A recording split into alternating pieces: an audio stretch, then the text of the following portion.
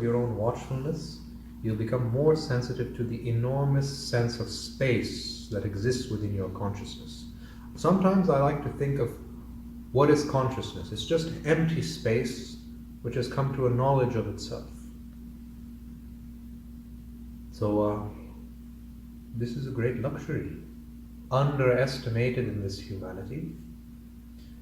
But the East has recognized the value of self-knowledge, but the tradition has been that it's always been at the expense of flourishing in terms of the external dimensions of life. Look at India, how poor it has remained for centuries. Now it's slowly picking up the pace with its economy, but already so much damage has happened. Look at the West. Great sophistication in our science and technology, but there's a missing core, which is, in spite of this, all these luxuries, you're like an emperor sitting in a palace with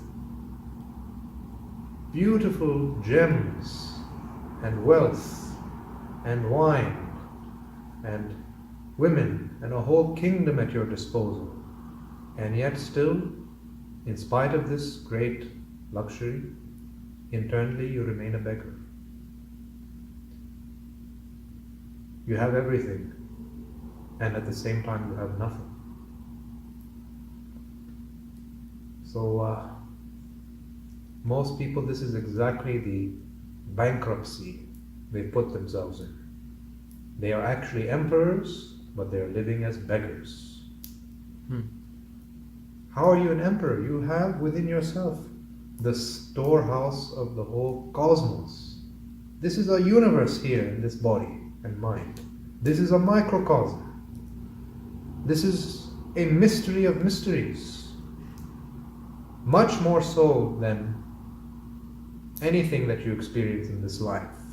Because of the simple fact that you are a mystery which knows that it is. Right? Trees don't know that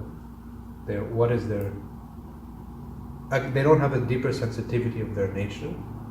Mountains, rivers, all the inanimate objects, they are also magnificent in their own way, but they lack that extra quality which is really a peak of evolution.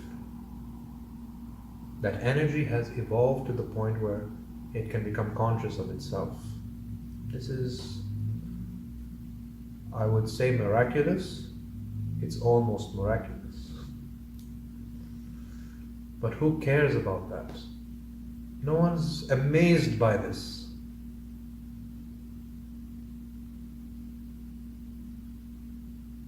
That's a shame. These are realizations that often that you start to realize the value of this once you've experienced a certain depth of suffering. Because then you start questioning, is there more to life? I've had enough. I see the cycle that has been playing. I see the game that has been playing. And it's very clear this is a game that's leading me to nowhere. I have suffered enough when I look at my present condition. And if one looks at the memories of the past,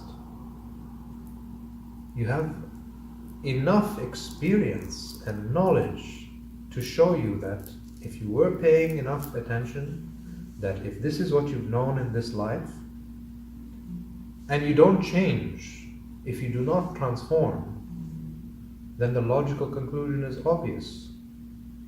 Expect more of the same. It reminds me of Lao Tzu's statement. He says, if you don't change direction, you will simply end up wherever you are going. So, such a basic fact, humanity cannot recognize it.